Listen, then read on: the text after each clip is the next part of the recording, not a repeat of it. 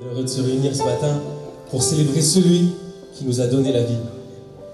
Et cette vie, on veut vraiment lui consacrer, on veut chaque jour vivre pour Jésus, chaque jour vivre auprès de notre Seigneur. Et ce psaume 36 qui dit « Car auprès de toi est la source de la vie, par ta lumière, nous voyons la lumière. » Amen. Alors ce matin, je vous invite à élever vos voix, à élever vos cœurs. On va louer notre Seigneur. On veut vivre pour lui. Je veux vivre pour toi, Seigneur. Je veux vivre pour toi, Seigneur. Je veux vivre pour toi, Seigneur.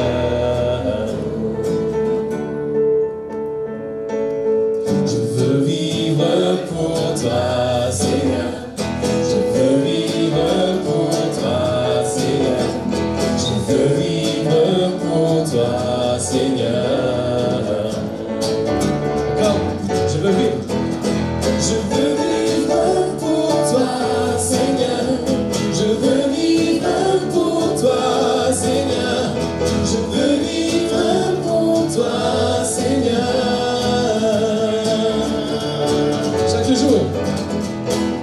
Chaque jour, c'est pour toi que je vis. Chaque jour, c'est toi que je veux suivre. Chaque jour, je marcherai avec toi. Que puis-je dire? Que puis-je dire, Seigneur? C'est toi qui m'as donné la vie. Et comment expliquer combien tu es précieux pour moi? Tu m'as sauvé, Seigneur. Tu es mon maître, je suis à toi. Chaque jour, je peux être une lumière pour toi, mon roi.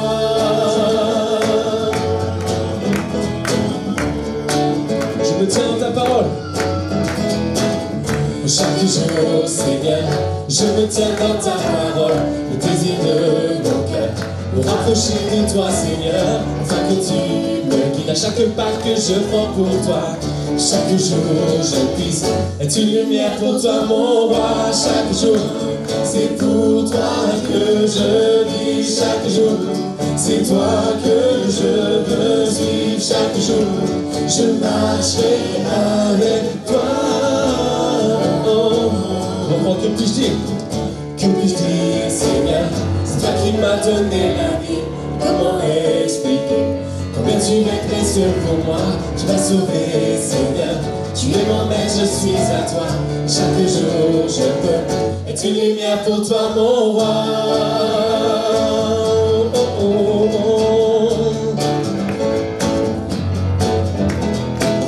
Chaque jour, Seigneur, je me tiens dans ta parole.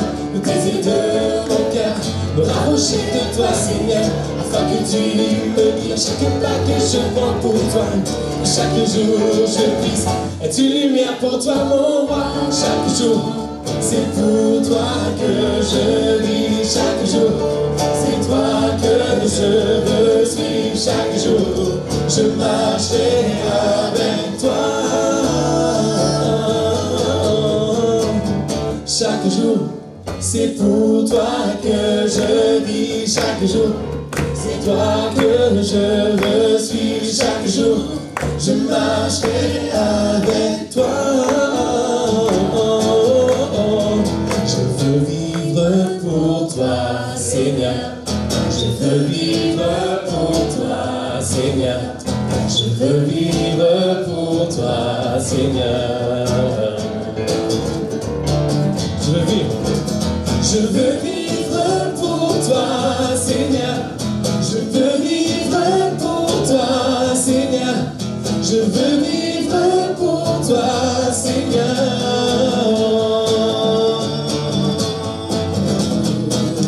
Chaque jour, c'est pour toi que je vis. Chaque jour, c'est toi que je veux suivre. Chaque jour, je marcherai avec toi.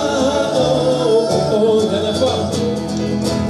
Chaque jour, c'est pour toi que je vis. Chaque jour, c'est toi que je suis. Chaque jour, je marcherai avec toi.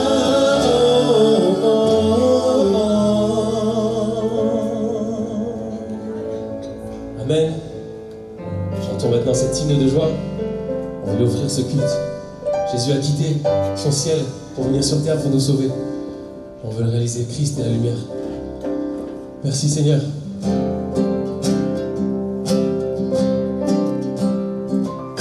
Quittant la gloire de ton ciel, tu es venu sur terre. Fils aimé du Dieu éternel, tes bras tu as ouvert. Ta grâce a bouleversé le cours de notre humanité. Nous crions ensemble, vive-toi, Christ est la lumière du monde, que sa gloire couvre la terre, puissance infinie qui libère, son nom est saint, il est saint.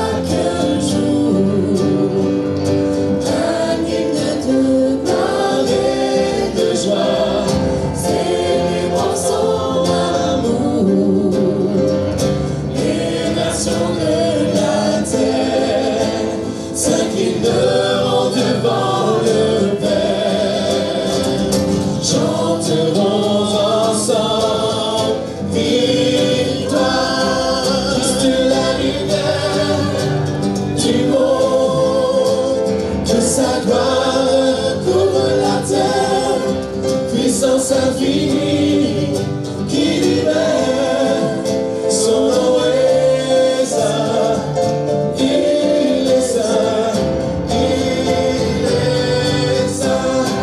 Christ est la lumière du monde, que sa gloire couvre la terre, puissance infinie qui libère, son nom est saint.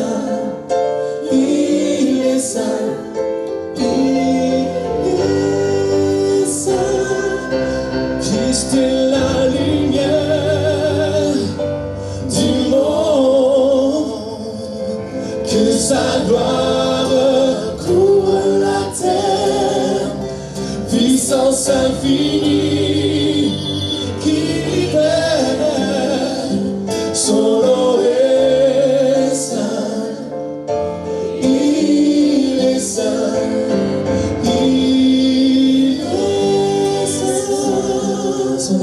Son nom est saint, il est saint, il est saint.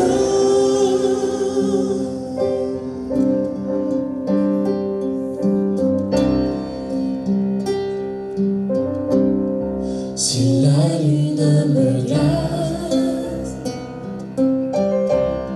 et le soleil me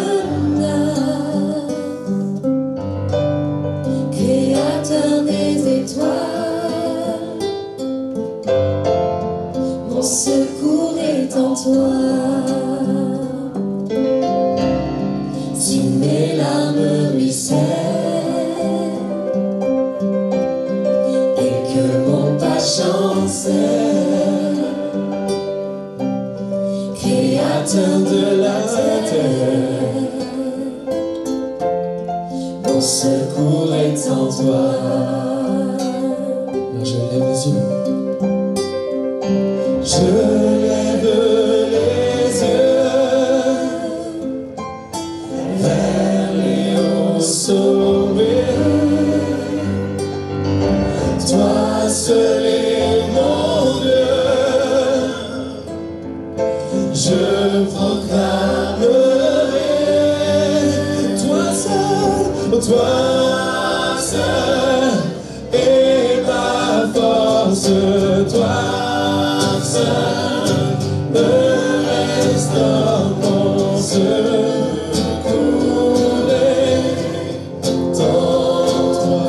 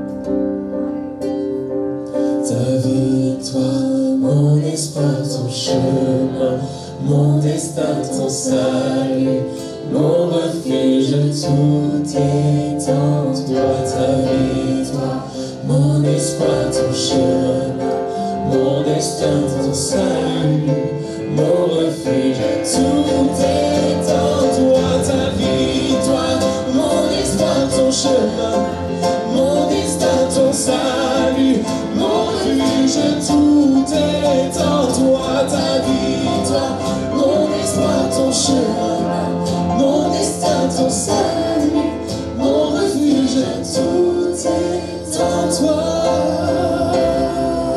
Seul est ma force, toi seul me restaure mon secours dans toi. Toujours, toujours, tu me portes. Jamais tu ne t'en mon secours est en toi.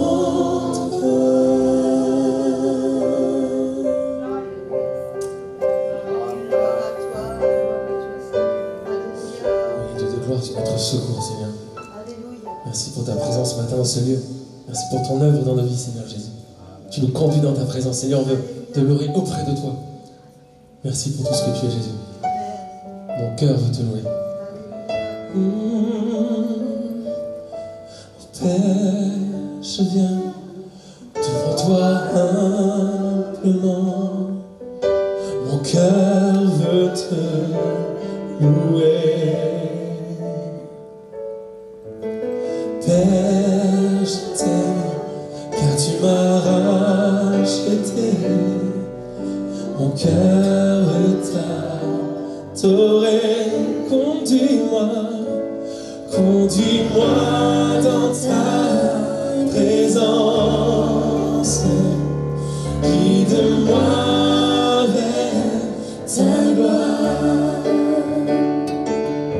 Je voudrais voir ta face, oh Dieu, être près de toi. Conduis-moi, oh, conduis-moi dans ta présence. Guide-moi vers ta gloire. Je voudrais voir ta face, oh Dieu, être près de toi. Père, je viens devant toi humblement. Mon cœur veut te louer. Père, je t'aime. Père, je t'aime. Car tu m'as racheté. Mon cœur veut t'adorer. Oh Père, je viens. Oh Père, je viens devant toi humblement. Mon cœur veut te louer. Oh, je t'aime. Oh Père, je t'aime, car tu m'as racheté. Mon cœur veut t'adorer. Conduis-moi, conduis-moi dans ta présence. Guide-moi vers ta gloire. Je voudrais voir ta face, oh Dieu, être près de toi. Conduis-moi, conduis-moi dans ta présence. Guide-moi vers ta gloire. Je voudrais voir ta face, oh Dieu, être près de toi. Oui, être près de toi. Être près de ta vie, toi, mon espoir, ton chemin, mon destin, ton salut, mon refuge, tout est en toi. Ta victoire, mon espoir, ton chemin, mon destin, ton salut, mon refuge, tout est en toi. Ta victoire, mon espoir, ton chemin, mon destin, ton salut, mon refuge, tout est en toi. Ta victoire, mon espoir, ton chemin, mon destin, ton salut, mon refuge, tout est en toi. Mon seul abri, c'est toi. Toujours mon cœur te chantera, car tu me délivres. Et chaque fois que j'ai peur, je m'appuie sur toi. Je m'appuie sur toi. Et dans ma faiblesse, le Seigneur me rend fort. Mon seul abri, c'est toi. Toujours mon cœur te chantera, car tu me délivres. Et chaque fois que j'ai peur, je m'appuie sur toi. Je m'appuie sur toi. Et dans ma faiblesse, le Seigneur me rend fort. Mon seul ami, c'est toi. Toujours mon cœur te chantera, car tu me délivres. Et chaque fois que j'ai peur, je m'appuie sur toi. Je m'appuie sur toi. Et dans ma faiblesse, le Seigneur me rend fort. Mon seul abri, c'est toi. Toujours mon cœur te chantera, car tu me délivres. Et chaque fois que j'ai peur, je m'appuie sur toi. Je m'appuie sur toi. Et dans ma faiblesse, le Seigneur me rend fort. Je m'appuie sur toi. Oh, alléluia. Oui, Seigneur, tu es notre appui, tu es notre abri, tu es notre défenseur, tu es notre aide. Chaque jour, nous pouvons compter sur toi. Tu es à nos côtés, Seigneur. Tu nous enseignes, tu nous montres la voie et tu nous accompagnes sur le chemin de la vie. Souvent, il nous est impossible de discerner ta présence, car nous nous laissons aveugler par toutes sortes de choses, et parce que aussi nous manquons de confiance et de foi. Mais malgré cela, tu continues à nous accompagner. Nous sommes là ce matin parce que tu l'as voulu. C'est par ta volonté que nous sommes dans ta maison. Et Seigneur, il n'y a pas de hasard, tu as quelque chose à nous communiquer et tu as commencé à déverser tes grâces dans nos cœurs. Nous sommes sensibles à ta présence et nous te remercions pour ce que tu vas faire dans la vie de chacun et que ta parole puisse s'accomplir dans nos vies, dans le nom de Jésus, notre Sauveur. Amen. Gloire au Seigneur. Nous sommes heureux de pouvoir ouvrir librement la parole de Dieu. Nous avons une pensée pour tous les enfants qui sont à côté.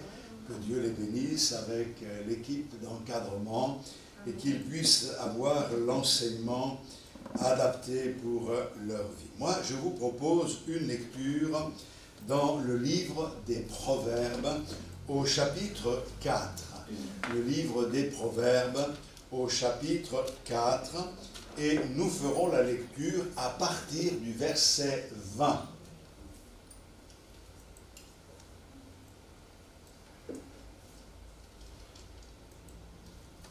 Proverbes chapitre 4, verset 20.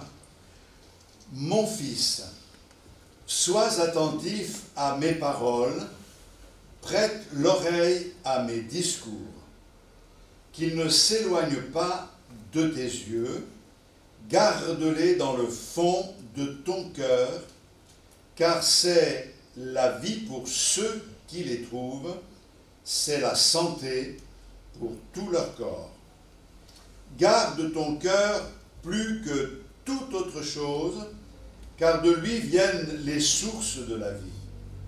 Écarte de ta bouche la fausseté, éloigne de tes lèvres les détours, que tes yeux regardent en face et que tes paupières se dirigent devant toi. Considère le chemin par où tu passes, et que toutes tes voies soient bien réglées. N'incline ni à droite, ni à gauche, et détourne ton pied du mal. Amen. C'est ici une déclaration qui est faite par un père à son fils. Et nous connaissons la portée de ce texte, puisque ce sont les recommandations que Dieu nous accorde aux uns et aux autres. Il nous parle comme à ses fils. D'ailleurs, le grand projet de Dieu a été de nous élever à la position, à la dignité de fils de Dieu. Quelqu'un me disait un jour, nous sommes tous fils et filles de Dieu. Eh bien, détrompez-vous, la preuve en est, Jésus, à son époque, a dit à certains qui l'abordaient avec beaucoup d'orgueil et de vanité, vous avez pour père le diable.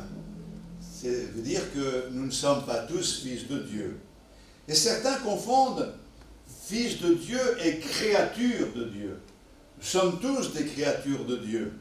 Et si nous sommes en vie, si nous avons la respiration, c'est parce que Dieu nous a donné la vie. Et s'il nous a donné la vie, c'est pour nous aider à choisir et en faisant le bon choix à devenir ses enfants. Car nous ne sommes pas tous enfants de Dieu, mais tous nous pouvons le devenir en acceptant la lumière.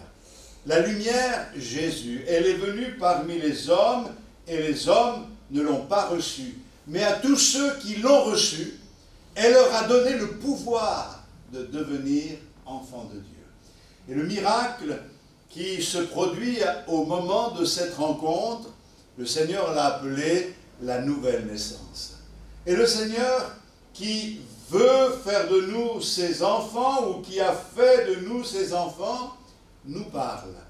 Les déclarations qu'il nous adresse sont imbibées de son amour, remplies de sa compassion. Quand Dieu s'adresse à nous, il s'adresse à nous avec amour. Et même s'il nous semble quelquefois que les paroles qu'il nous adresse sont un peu dures, c'est par amour qu'il nous les adresse, pour que nous puissions réagir, pour que nous puissions nous positionner. Et dans le texte que nous avons lu, il est question pour nous d'une exhortation de la part du Père Céleste. Il nous demande de veiller. Il nous demande d'être vigilants, de rester vigilants. Et même si le verbe veiller ne se trouve pas dans ce paragraphe, il y a des expressions comme être attentif, prêter l'oreille, garder, écarter, éloigner, considérer, toutes ces expressions, tous ces verbes utilisés nous parlent de l'importance de veiller. Veillez, soyez vigilants. Vous savez, quelquefois, on a tendance à dire, quand il y a un problème, priez. Mais ce n'est pas suffisant de prier. Le Seigneur dit, veillez et priez. Nous ne pouvons pas ne pas veiller, faire n'importe quoi, agir sans considérer le plan de Dieu, sans chercher le plan de Dieu, et ensuite, quand nous sommes en difficulté, dire on prie et ça marche. Ça marche parce que Dieu est compatissant et miséricordieux, mais cela devrait nous interpeller et nous amener à réaliser que nous ne pouvons pas vivre la vie avec Dieu de cette manière-là. Vous savez, le Seigneur nous appelle à avoir une vraie relation avec lui et à le prier. Et la prière peut être ou notre guide, ou notre roue de secours. Réfléchissez un petit peu, et vous remarquerez que souvent, la prière, c'est notre roue de secours. On a fait les choses, et quand on a vu qu'on était en difficulté, alors on s'est souvenu du Seigneur. Et on a prié, et on a dit, Seigneur, secours-nous. Le Seigneur, qui est plein de miséricorde et de compassion, nous a secourus.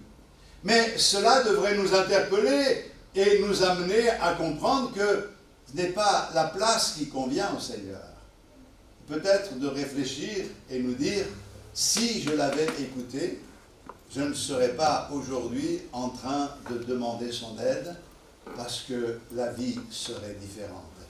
Mais Dieu a de la patience avec nous. Et il nous aide. Et il nous aime, jour après jour. Il est patient. Quelquefois, certains comprennent et réagissent vite. D'autres fois, il faut du temps. Et nous sommes tellement lents à comprendre, tellement lents à nous laisser conduire par le Seigneur.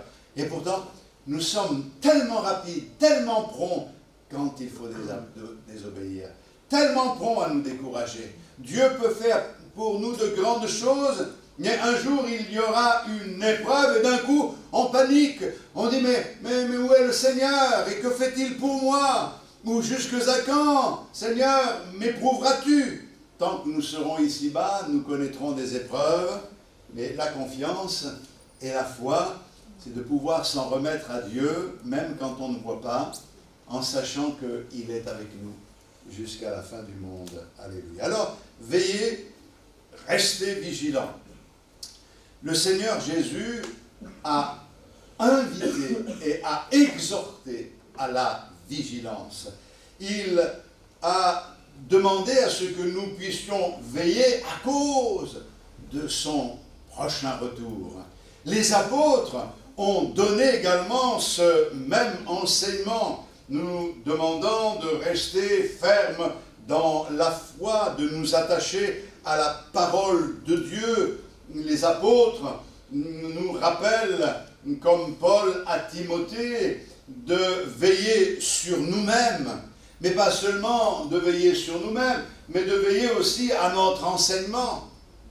Nous pouvons veiller sur nos vies, mais nous devons aussi veiller à ce que nous disons aux autres, et surtout quand nous le disons de la part de Dieu, et de veiller à ne pas tomber dans les pièges du diable. Nous sommes engagés dans un combat, vous le savez. Aujourd'hui, il y a des guerres et des bruits de guerre dans ce monde, et vous avez remarqué certainement que notre terre est remplie de violence, notre pays de France est secoué par la violence. Quelle est son origine? Je ne veux pas le détailler ce matin, n'est pas là le but de mon message, mais quelle que soit l'origine, ce n'est pas normal. Il y a de l'angoisse dans les cœurs, la violence est partout, mais, frères et sœurs, nous sommes d'accord avec l'enseignement de l'Écriture, nous n'avons pas à lutter contre la chair et le sang. Notre combat n'est pas un combat contre les hommes. Notre combat est un combat spirituel. Et quand nous lisons dans Éphésiens au chapitre 6, il est question dans ce chapitre de l'équipement que le Seigneur donne à ses enfants pour pouvoir tenir bon dans les jours mauvais. Et peut-être qu'on pourrait prendre le temps de lire quelques versets. Dans Éphésiens au chapitre 6, je lis au verset 11, « Revêtez-vous de toutes les armes de Dieu, afin de pouvoir tenir ferme contre les ruses du diable. Car nous n'avons pas à lutter contre la chair et le sang, mais contre les dominations, contre les autorités, contre les princes de ce monde de ténèbres, contre les esprits méchants dans les lieux célestes. » Et au verset 18, « Faites en tout temps par l'Esprit toutes sortes de prières et de supplications, veillez à cela avec une entière persévérance et priez pour tous les saints. » Amen. Vous voyez, il y a là quelque chose qui nous est présenté. Le diable est appelé le malin. C'est un être intelligent et qui peut même se déguiser en ange de lumière, et son but, c'est de ruiner l'Église. Son but, c'est de saper notre foi. Son but, c'est par ses stratégies habiles de nous éloigner du plan de Dieu, de nous empêcher même d'y entrer dans le plan de Dieu, afin que nous puissions être des cibles faciles. Ça, c'est le but du malin, c'est le but du diable. Le diable ne veut pas le bien des individus, il veut leur perte. Et c'est pour cette raison que le Seigneur, dans sa parole, nous demande de veiller. Et il nous donne un équipement, des armes, il nous donne une panoplie pour pouvoir être équipés en face de l'adversaire. Et nous avons ici tout ce qui concerne le salut dans la description qui est donnée. Il est parlé d'avoir la ceinture de la vérité, la cuirasse de la justice, les chaussures du zèle à nos pieds, d'avoir aussi le bouclier de la foi, le casque du salut, et puis l'épée de l'esprit qui est la parole de Dieu. Et c'est par ces moyens-là que nous combattons. Vous savez, quand Jésus a été tenté dans le désert pendant 40 jours, et particulièrement le 40e jour, où il avait pendant tout ce temps jeûné, le diable est venu l'attaquer. Et il a même utilisé la parole de Dieu pour essayer de le détourner du but. Mais Jésus a utilisé l'épée de l'esprit en disant « Il est écrit ». Il est écrit. Et quand le diable a dit « Oui, mais la Bible dit aussi… il a dit « Oui, mais en quelque sorte, il ne faut pas le sortir du contexte. Car il est aussi écrit. » Et c'est par ce moyen-là qu'il a triomphé du malin. Et le Seigneur nous donne ce moyen aujourd'hui. La Bible, c'est une épée efficace. On dit ces choses, mais sachez que seule la panoplie de Dieu dont nous sommes revêtus peut nous assurer les moyens de vaincre et de triompher. Maintenant, il y a une question que je peux poser, que peut-être vous pouvez vous poser. Pourquoi faut-il veiller? Quelles en sont les raisons? Bien, la première des raisons, c'est la subtilité de la tentation. Je dois veiller à cause de la faiblesse de la chair. L'esprit est bien disposé, mais la chair est faible. Il y a en nous deux natures. La nature que nous avons reçue de Dieu à la conversion, et puis notre nature charnelle. Et l'apôtre Paul dit, je fais le mal que je ne voudrais pas faire, et je ne fais pas le bien que je voudrais faire. Misérable que je suis, qui me délivrera du corps de cette chair? Et là, il y a une déclaration extraordinaire de sa part. Grâce soit rendue à Dieu en Jésus-Christ. La victoire est en Jésus-Christ. Je dois veiller aussi à cause de la séduction des fausses doctrines, à cause de la ruse des pièges du diable, à cause des convoitises qui existent dans le monde. Et le Seigneur dit dans l'Apocalypse, « Si tu ne veilles pas, au chapitre 3, verset 3, je viendrai comme un voleur, et tu ne sauras pas à quelle heure je viendrai te surprendre. » Le Seigneur va revenir, il reviendra bientôt. Amen. Et le Seigneur dit, « Veille. Si tu ne veilles pas, je te surprendrai. » Mais si tu veilles, je pense que c'est toute la différence. Le Seigneur, la Bible dit, viendra comme un voleur. On ne sait pas à quel moment. Mais la Bible dit que le Seigneur viendra comme un époux que la fiancée attend pour l'union du mariage. Et vous remarquerez qu'il y a deux attitudes possibles. Soit il surprend, soit il est attendu. Mais pour nous, il ne doit pas venir comme un voleur. Nos cœurs doivent être préparés, orientés vers lui. Nous attendons à toi, Seigneur. Et nous savons, quand tu viendras, tu me trouveras prêt. Tu me trouveras prêt à aller avec toi. Alléluia. Alors, voyons quelques aspects de la vie chrétienne qui requièrent de la vigilance. On ne va pas voir tous les aspects ce matin, peut-être qu'on y reviendra dimanche prochain, mais déjà, la Bible nous exhorte à veiller sur nos portes. Intéressant de veiller sur nos portes. Qu'est-ce que ça veut dire?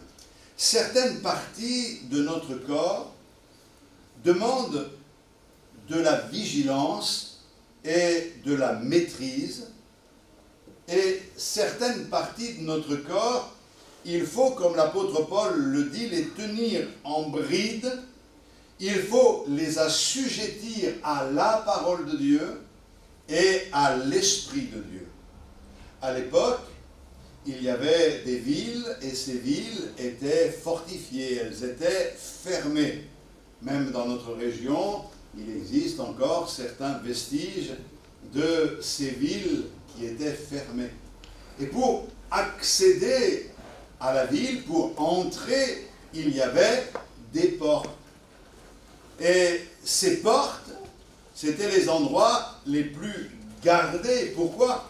Parce qu'on ne voulait pas qu'un ennemi puisse s'infiltrer par ces portes, se glisser à l'intérieur et causer des dommages. Il faut aussi que nous puissions veiller sur les portes de notre vie. Nous sommes comme une ville avec des portes. Et ici, dans ce texte, il y a 3 entrées possibles, nommées par le Seigneur dans ce passage. Et comme un Père, le Seigneur nous exhorte à veiller à la sagesse, à la réflexion, à l'attention, à la prudence. Et que dit le Seigneur? Au verset 20. « Mon fils, sois attentif à mes paroles, prête l'oreille à mes discours, qu'ils ne s'éloignent pas de tes yeux, garde-les dans le fond de ton cœur. La première porte, c'est l'oreille. Prête l'oreille. L'oreille, c'est un organe très utile quand il sert à l'écoute des conseils divins venant de la parole de Dieu. Il faut une oreille attentive, une oreille exercée. Comme dit la parole de Dieu, le Seigneur est celui qui éveille notre oreille. Notre oreille s'éveille comme l'oreille d'un disciple, quelqu'un qui est attentif à ce que Dieu va lui dire. Dieu parle tantôt d'une manière, tantôt d'une autre, et nous n'y prenons point garde.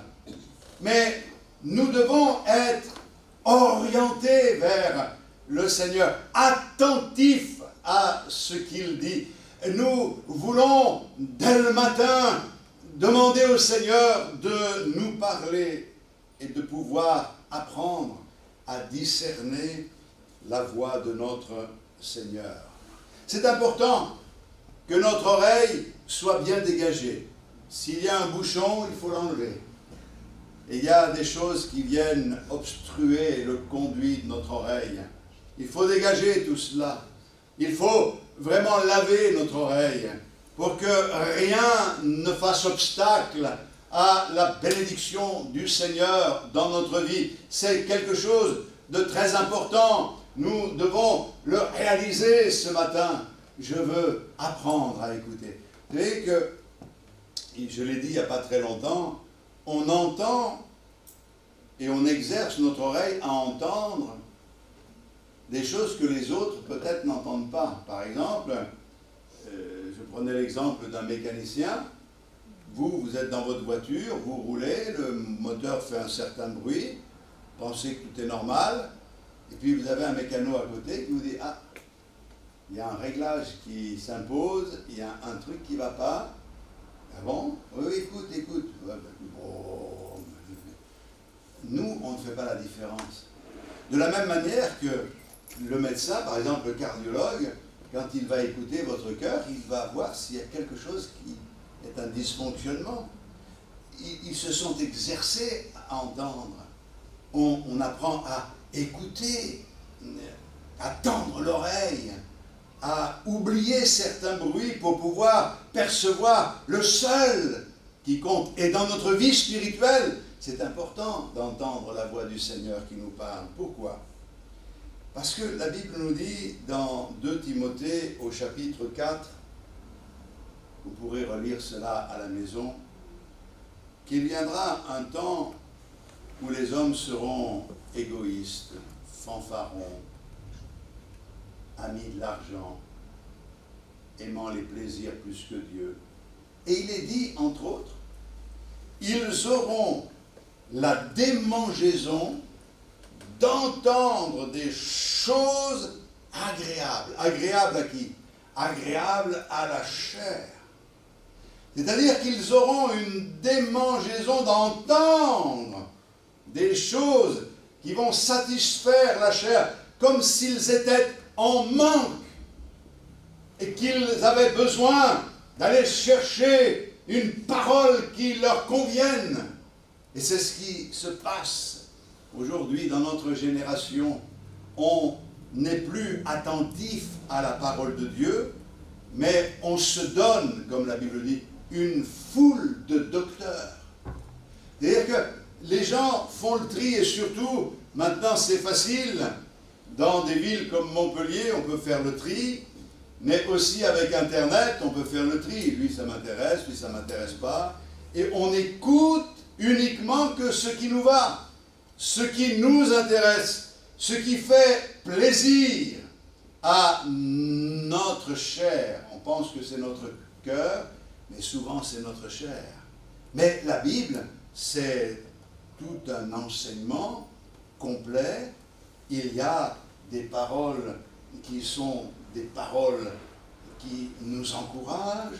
Les promesses de Dieu sont des promesses qui s'accompliront toujours, on est d'accord? Amen, amen. Ce que Dieu dit, il le fait toujours. Amen. Mais par exemple, dans ses promesses, il dit, puisses-tu être froid ou bouillant, si tu es tiède, je te vomirai de ma bouche. Et ça, on dirait, pas ça, non. Pas ça, Seigneur, moi je veux le reste. Je veux entendre que tu es avec moi tous les jours. Je veux entendre que tu me soutiens jour après jour. Mais il y a des choses que je ne veux pas entendre, Seigneur. On fait, nous, le tri. On ne veille pas sur nos oreilles. On laisse entrer dans notre cœur toutes sortes de discours qui finissent par créer la confusion, la perturbation. Il faut faire attention à ce à quoi je prête l'oreille. Vous savez, il y a des personnes qui étaient dans la paix avec le Seigneur, qui marchaient avec Dieu, et qui étaient exhortés, édifiés par la parole de Dieu, qui faisaient des progrès avec le Seigneur, et qui ont décidé un jour d'aller voir ailleurs, d'aller chercher ailleurs, par curiosité. Mais je suis quelqu'un de fort, moi je sais faire le tri, je sais faire la différence entre une chose et une autre. Et oui, mais quand on parle comme ça, on est déjà présomptueux et orgueilleux. Parce que celui qui nous garde, c'est notre Seigneur. Et il en fait des efforts pour nous garder dans la vérité. Et nous, on va chercher des choses qui vont nous perturber. Et oui, mais et si c'était vrai? Et si je m'étais trompé? Ça veut dire que tout ce qui a été manifesté dans notre vie et tout l'enseignement de la parole de Dieu peut être remis en question aujourd'hui parce que nous sommes au XXIe siècle. Je crois qu'il faut être sérieux. N'allons pas chercher des choses qui risquent de nous troubler. Et si on les a entendues, bien venons au Seigneur pour qu'il nous débarrasse de quelque chose qui pourrait justement nous empêcher d'avancer avec lui pleinement. Je crois qu'il est indispensable que nous fassions le tri. Ce que je fais entrer dans ma vie, c'est déterminant. Tout ce que je reçois, et j'en reçois des informations de l'extérieur, il faut que tout cela soit purifié pour que cela ne vienne pas perturber la circulation de la vie, de l'esprit en moi et m'empêcher d'avoir des forces pour avancer. Je dois veiller sur mon oreille. Qu'est-ce que j'écoute? Alors, je ne dis pas qu'il faut toujours écouter et écouter uniquement des prédications du matin au soir. Je crois qu'il faut être attentif à la voix du Seigneur au travers des circonstances que nous traversons. Et nous devons veiller à ne pas tomber dans les pièges du diable. Et surtout, si nous commençons à avoir des démangeaisons, d'entendre des choses agréables à la chair, nous devons réagir. Vous savez, si par exemple vous vous levez un matin et que vous vous grattez de partout, vous avez des démangeaisons, ça me gratte par-ci, ça me gratte par-là, eh bien vous allez vous dire, j'ai un problème. Quand il s'agit de l'âme, c'est pas un problème. Ça vous démange. On voudrait prendre des raccourcis. Je voudrais avoir la gloire des hommes, mais je ne veux pas passer par la croix. Vous savez, il y a toutes sortes de choses. Les démangeaisons. Je me suis trouvé dans une réunion où j'étais assis derrière quelqu'un qui avait des démangeaisons. Au bout d'un moment, on a envie de lui donner une calbotte, hein, et de lui dire, calme-toi un peu, là. On ne pouvait plus derrière. Hein. Voilà. Les démangeaisons, c'est ce qui manifeste de l'instabilité. Quand on a des démangeaisons, c'est qu'on est instable. Je pense que sans vous passer de la pommade pour calmer les démangeaisons, je voudrais vraiment que vous puissiez vous attacher d'abord au Seigneur et à sa parole. Mon fils, sois attentif à mes paroles, prête l'oreille à mes discours. Ça, c'est une première porte. Ça rentre par là. Maintenant, il y a une autre porte. C'est qu'il ne s'éloigne pas de tes yeux. Garde-les dans le fond de ton cœur. Verset 25. Que tes yeux regardent en face et que tes paupières se dirigent devant toi. Les yeux. Les yeux. Les yeux, attention, ne peuvent pas regarder n'importe quoi. Nos yeux ne peuvent pas s'attarder sur n'importe quoi. Nous ne pouvons pas nous attarder sur quelque contemplation qui n'est pas autorisée par le Seigneur. Nous ne pouvons pas fixer certaines images au point de tomber dans le piège de les aimer. Nous devons veiller sur nos yeux car c'est vraiment quelque chose d'indispensable à la poursuite de notre marche avec le Seigneur. Dieu veut que son peuple soit un peuple pur. Et comment rester pur dans un monde souillé? C'est difficile si vous arrivez en dimanche dans un certain endroit où on vous a convié de venir et il y a de la boue, c'est sale partout, vous touchez un meuble, vous avez du noir par-ci, de la poussière par-là, c'est très difficile. Et vous allez voir que c'est une gymnastique. Et au bout d'un moment, quand vous aurez 2-3 tâches, vous direz, bon, ben, ça fait rien, hein, maintenant on est sali, on est sali. C'est un peu la même chose avec le monde dans lequel nous nous trouvons. Lorsque on sait qu'on s'est sali, on n'a plus envie de résister, on s'est sali, on se salit encore. Mais la Bible nous dit justement que les yeux sont indispensables parce qu'ils servent à la parole de Dieu. Et c'est pour cette raison qu'il est dit qu'il ne s'éloigne pas de tes yeux. Les discours du Seigneur qui nous permettent de considérer le chemin. Nous voulons regarder droit devant. La Bible le dit, nos yeux doivent regarder droit devant. Nous ne devons pas regarder ni à droite ni à gauche. Et quand dans le Cantique des Cantiques, il est parlé des yeux de l'Église de la bien-aimée, il est dit tes yeux sont des colombes. La colombe est le symbole de la pureté. C'est très important, les yeux. Dans les yeux, on voit beaucoup de choses. On peut voir dans les yeux si quelqu'un est fatigué. Je peux voir, moi, quand je prêche, dans les yeux si quelqu'un est ailleurs ou s'il est là. C'est quelque chose qui trahit ce qui se passe à l'intérieur. Les yeux sont les fenêtres de l'âme. Et c'est très important de pouvoir veiller sur nos yeux. Je crois aussi que dans nos yeux, on peut voir si une vie a été marquée par le péché, si quelqu'un a été marqué par un certain esclavage, une domination du mal sur sa vie. On peut voir beaucoup de choses dans les yeux, mais une chose est certaine, c'est que dans nos yeux, quand on marche avec le Seigneur, on peut voir aussi le rayonnement de la gloire de Dieu. Quelqu'un qui a été touché par la grâce de Dieu. Moi, je me souviens, c'est juste un détail, mais lorsque, avant de me convertir, je vivais ma vie dans ce monde, bien, je ne sais pas, on me disait que j'avais un air méchant.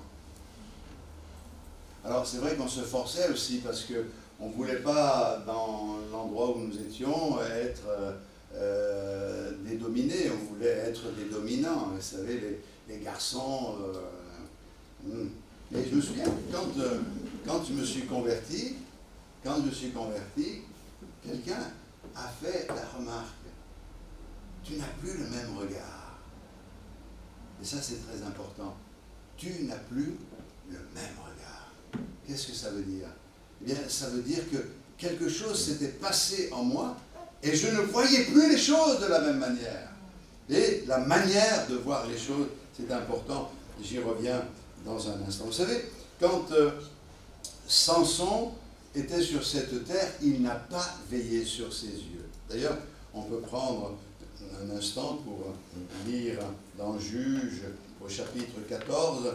Samson descendit à Timna et il vit une femme parmi les filles des Philistins.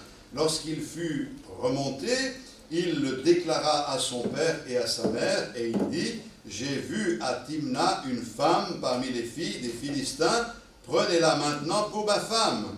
Son père et sa mère lui dirent: n'y a-t-il point de femme parmi les filles de tes frères et dans tout notre peuple, que tu ailles prendre une femme chez les Philistins qui sont incirconcis? Et Samson dit à son père: prends-la pour moi, car elle me plaît. Voilà donc un homme qui marchait avec Dieu, mais qui n'a pas veillé sur ses yeux.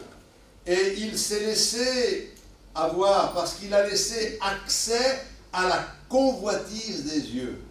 C'est passé par les yeux et c'est descendu dans son cœur. Il y a eu un aveuglement spirituel. Ses parents lui disaient: c'est pas comme ça, c'est pas la volonté de Dieu, c'est pas ce que Dieu nous a enseigné, mais il le fait quand même, et son excuse, c'est de dire: je la veux, elle me plaît. Et donc, on voit les conséquences qu'il y a eu, puisqu'il a fini par être dominé, sa force, il l'a perdue, et lorsque on l'a attrapé, qu'est-ce qu'on a fait? On lui a crevé les yeux. Eh oui. Il n'a pas veillé sur ses yeux, il a les yeux maintenant crevés, il ne peut plus rien voir. Heureusement, Dieu va lui faire grâce et dans un dernier effort, il va accorder une victoire extraordinaire au peuple d'Israël. Mais nous voyons au travers de cela un exemple à ne pas suivre. Et puis, au verset 24, nous revenons dans Proverbe 4, verset 24. « Écarte de ta bouche la fausseté, éloigne de tes lèvres les détours. » Et là, c'est intéressant de voir qu'une autre porte de notre corps et de notre âme, c'est la bouche. Et l'exhortation est surtout orientée vers la mise en garde contre la fausseté, contre la fourberie, contre le mensonge. La bouche, c'est quelque chose de particulier. Parce que si par ces portes-là, il y a des informations qui entrent à l'intérieur de notre cœur, par cette bouche-là, il y en a qui sortent. Et la Bible dit, c'est de l'abondance du cœur que la bouche parle. Cette bouche qui sert à louer Dieu, peut-elle servir à tricher, à mentir, à duper, à tromper, à dire des insanités, à dire des horreurs? Non, notre bouche doit être utilisée pour bénir Dieu. Et comme dit Jacques, une source peut-elle jaillir de l'eau douce et de l'eau amère en même temps? Non, c'est ou l'un ou l'autre. Si c'est amer, ça ne peut pas être doux, et si c'est doux, ça ne peut pas être amer. Eh bien, le Seigneur dit, vous, en quelque sorte, vous avez une bouche qui laisse sortir ou jaillir une source. Elle peut être ou douce ou amère. C'est l'histoire de Pierre. À qui irions-nous qu'à toi, dira-t-il à Jésus? Tu as les paroles de la vie éternelle, et nous avons cru et connu que tu es le Christ, le Fils du Dieu vivant et vrai. Tu es heureux, Pierre, car ce ne sont ni la chair ni le sang qui t'ont révélé ces choses, mais mon Père qui est dans le ciel. Et dans la même discussion, un peu plus loin, Jésus parle de sa mort. Et Pierre lui dit, jamais chose pareille ne t'arrivera. Et Jésus, que dit-il à Pierre? Arrière de moi, Satan. Wow, parole dure. Il discerne que c'est le diable qui est en train d'inspirer les paroles de sa bouche. Et on découvre que le même qui a été complimenté par le Seigneur, c'est le même qui s'est retrouvé 5 minutes après, repris, réprimandé par le Seigneur Jésus. Il faut veiller à ne pas parler à tort et à travers. Le livre des Proverbes abonde d'enseignements et de conseils à propos de la vigilance à exercer sur la bouche et sur les lèvres. Il faut que notre bouche soit pure, mais la Bible dit que ceux qui parlent beaucoup ne manquent pas de péché. Celui qui retient ses lèvres est un homme prudent. Pierre, c'était quelqu'un qui parlait trop vite. Et en parlant trop vite, eh bien, ça a causé quelques problèmes. Alors, on ne va pas voir toutes les questions autour de la bouche, mais j'aimerais ajouter un autre point, au verset 23. Garde ton cœur plus que toute autre chose. Tout est lié. Le cœur, la bouche. Les oreilles, le cœur. Les yeux, le cœur. Ce qui se passe dans notre cœur, c'est ce que nous sommes réellement. Ce qui sort de notre bouche, c'est ce qui révèle ce qu'il y a dans notre cœur. On peut tromper le monde entier, mais un certain temps. On ne le trompera pas toujours. Nous avons besoin de réfléchir à cela. Mais je voudrais ajouter ceci. Le cœur. Veille sur ton cœur. Ne le laisse pas s'infecter. Ne laisse pas la contagion venir et te toucher. Ne laisse pas ton cœur être souillé. Heureux ceux qui ont le cœur pur, car ils verront Dieu. Pour terminer, je voudrais vous raconter une petite histoire. C'est tout simple, hein, mais c'est l'histoire de Jim et de Tom.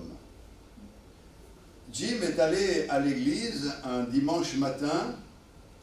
Il s'est assis, il a écouté les chants et la musique. Et là, il a considéré que tout était trop fort. Alors il a commencé à grimacer, comme on a connu, secouer la tête. Pendant que le prédicateur parlait, un adolescent a dit un mot à la personne à côté de lui, et là, il a commencé à froncer les sourcils, d'un air de dire, c'est pas un comportement admissible ici. Il a écouté un peu le pasteur, et il s'est rendu compte qu'il faisait aussi quelques fautes de grammaire. Et ça l'a fait sourire, il l'a regardé et écouté avec un peu d'ironie, de moquerie. Et puis, il y a eu une offrande. Et là, il a eu du mal à l'accepter. Il a pensé qu'au moment de l'offrande, on allait tous avoir les yeux fixés sur Jim, sur lui, pour voir s'il donnerait ou pas. Alors, au moment de la prière, c'était la fin de la réunion, et avant que la réunion se termine complètement, il s'est faufilé et il est parti en rouméguant et en disant « C'est vraiment une perte de temps ». Ce même jour, dans la même église, Tom est arrivé. Et Tom a entendu les chants et il a commencé à sentir des frissons. Il a été sensible à ce qu'il entendait. Il y a quelque chose qui s'est passé dans son cœur. Il était heureux d'être à l'église. Il a écouté le prédicateur avec beaucoup d'attention, car il y avait dans ce qu'il disait des aspects qui concernaient sa propre vie.